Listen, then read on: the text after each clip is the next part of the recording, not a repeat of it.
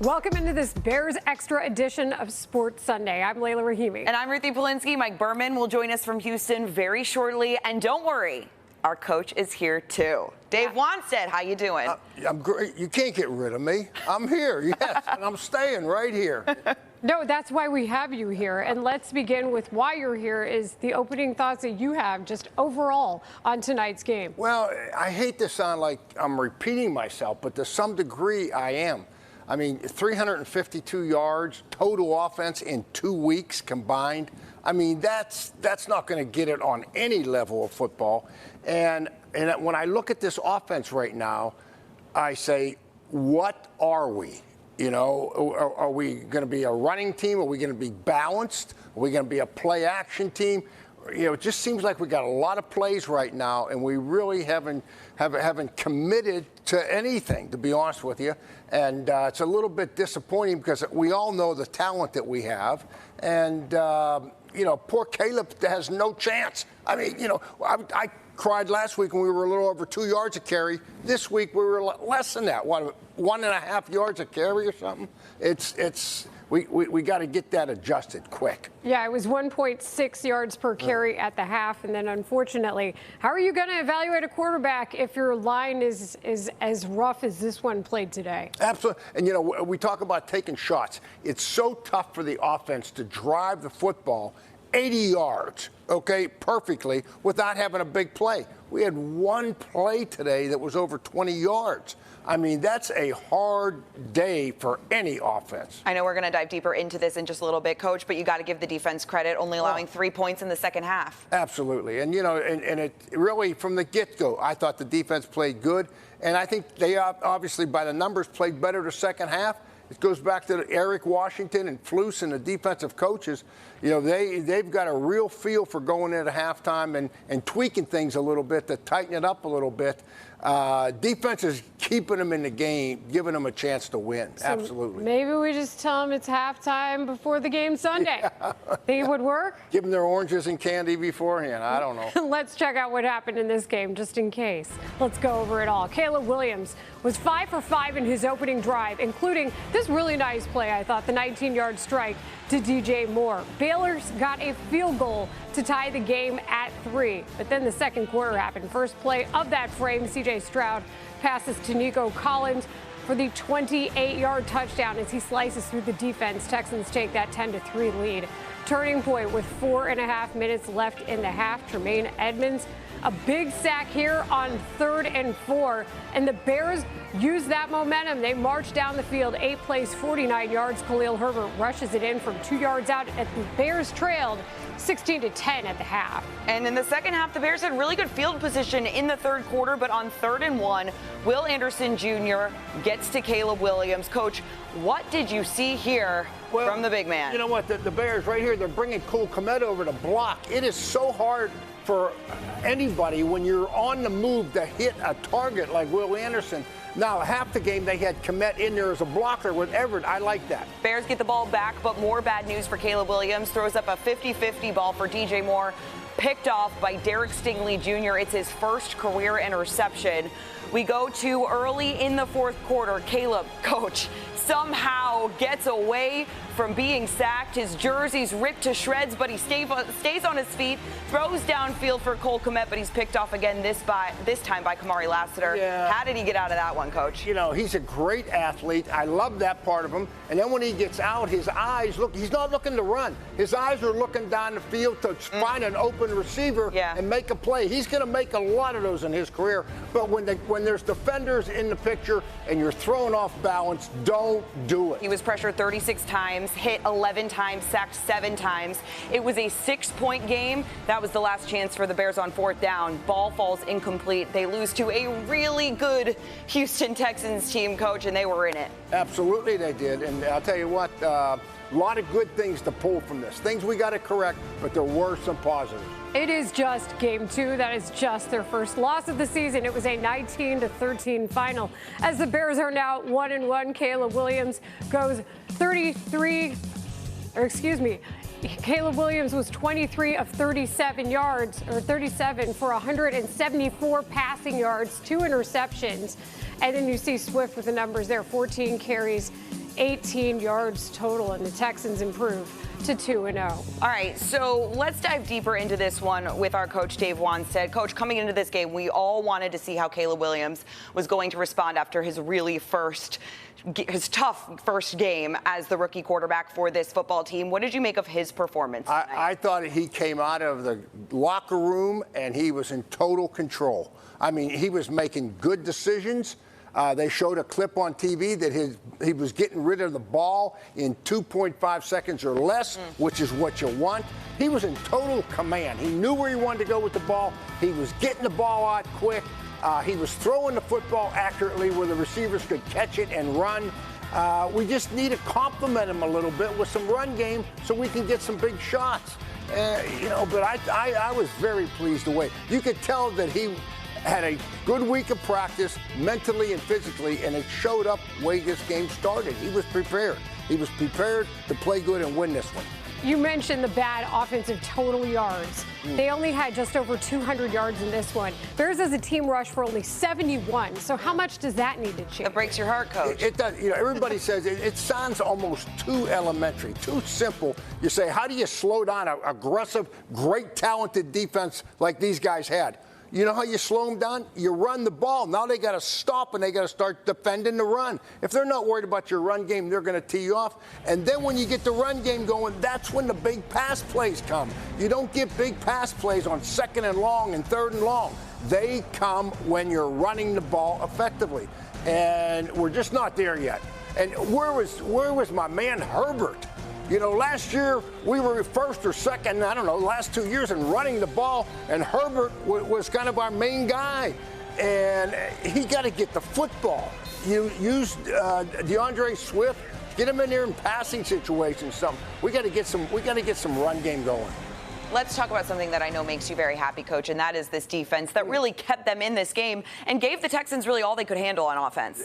They did. And, Flus and Eric Washington did a really good job. They were rushing 5, and then they rushed 4. They were playing man. Then they went to zone. A couple times when they brought Gordon and they brought the nickel pressure. Brisker one time. So I thought it was a really good game plan, And I'll tell you what, we matched up well against those guys from the standpoint of they're a very talented group of receivers, tight end, Joe Mixon at running back. And it was really going to stress our defensive backs and our linebackers. I thought they did a fantastic job on it. I really did. And I don't think you could have asked any more of them. You'd like to come up with a couple of turnovers, right? A couple of turnovers makes the difference. They got the turnovers. We didn't. And usually that determines the game. C.J. Stroud just does not turn the ball over, Coach. It's crazy. Yeah, I mean, you're right. He does a great job of protecting it. And you got to force those turnovers. Well, if he's concerned about getting hit in the mouth every play, quarterbacks turn the ball over, trust me. Yeah, we saw Caleb Williams get sacked 7 times, and the run game would help with that part of it as well. Now, there's something else to this. We all said it watching the game that they're going to feel this over the next couple of days. This game was notably physical. We saw a lot of fights, a lot of continuation after the whistle blew, and when you put it all together, it made for some very frustrating moments. That was just funny. Tyreek Stevenson got away with one here. He did, and we got both sides got away with a couple. The way I saw it. This is the play that really started to get ridiculous, though, on the sideline. NFL officials, they can say they didn't see it, but isn't it your job to throw a flag there when somebody tries to punch somebody else with the helmet on the sideline? Yeah, I mean, this absolutely was a miss, that's for sure. But.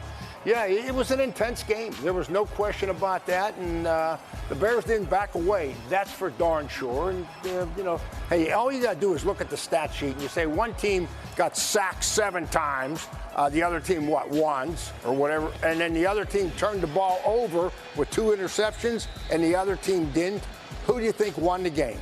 Very clear, very simple to look at it in those terms. I don't blame them for getting an extra little something in there on the tackle. All right, well, let's go to Houston, shall we? I'm very curious to hear what this locker room was like. Let's go to Mike Berman, who joins us live in Houston on the field. Mike, what's the vibe in the Bears locker room right now?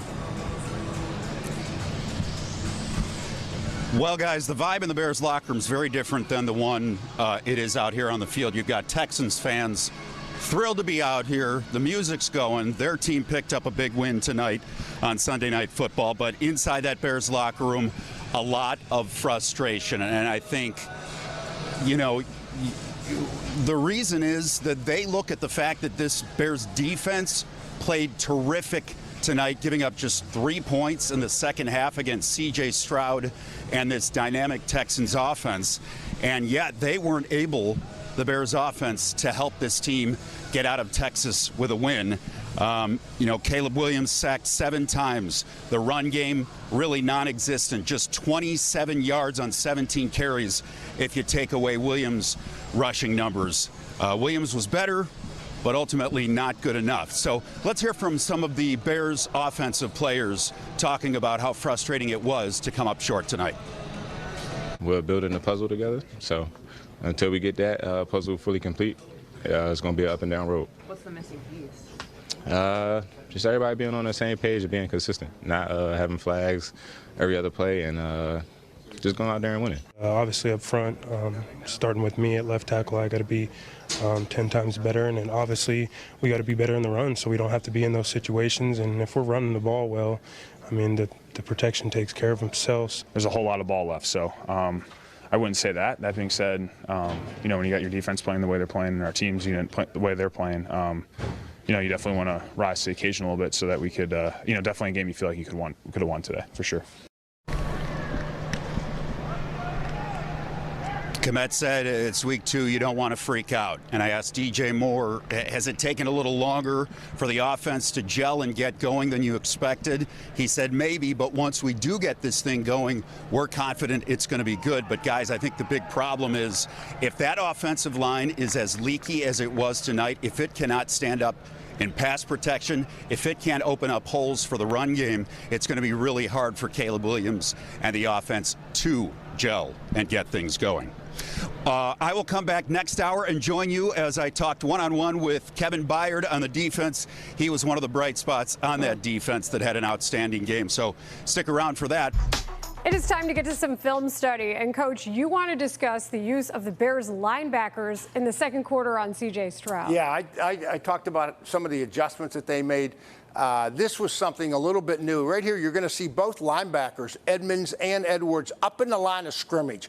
Now, sometimes they both rushed. Sometimes they both dropped. In this particular case, one will rush, and we'll see here on the film, and the other one will drop. So this is a nice little change up. And what we're trying to do right here, run the tape, we're going to see some confusion, okay? They're trying to confuse the offensive line. Who's coming? Right there, you see Edwards drop, Edmonds rushes. Now they come back. We're going to give you the same look. Now they're both going to rush, and we're going to run a little bit of a twist. Edmonds loops around, Edwards goes inside, and we get the sack with it. So, you know, again, you know, watch him right here. We're going to show you right there. There's Edmonds. Watch Edwards inside, Edmonds around. It's executed perfectly. Great design by Flus and Eric Washington, and it results, obviously, in a huge play, which leads to the Bears stopping them. They punt, and we actually get on and score on that play. So there's a lot to it. And, again, a nice new design. Well executed by the players, well designed by the coaches. That was definitely a huge momentum shift, at least for the Bears offense to start going. It really felt like it changed the course of the game for a bit. No question, it did. And, you know, that gets the energy going, you know, with the whole team, really. I mean, your offense sees that. Now they know they're going to get good field position, and here we go. So to somebody who says, why didn't the Bears blitz more? Why didn't that happen? Well, because the receivers you're covering, you know, we talk about them. These guys are talented. And anytime you blitz, like we just showed you right there, when we brought all those guys, that meant that our receivers were one-on-one. So you got Stevenson one-on-one with Collins. whoever, Dix, Collins, Nico Collins, whoever it was. And those guys are dangerous. So you want to do a little bit of that, but you can't make a living. C.J. Stroud's too good, and so are those receivers. Now let's go out to Houston and to Mike Berman.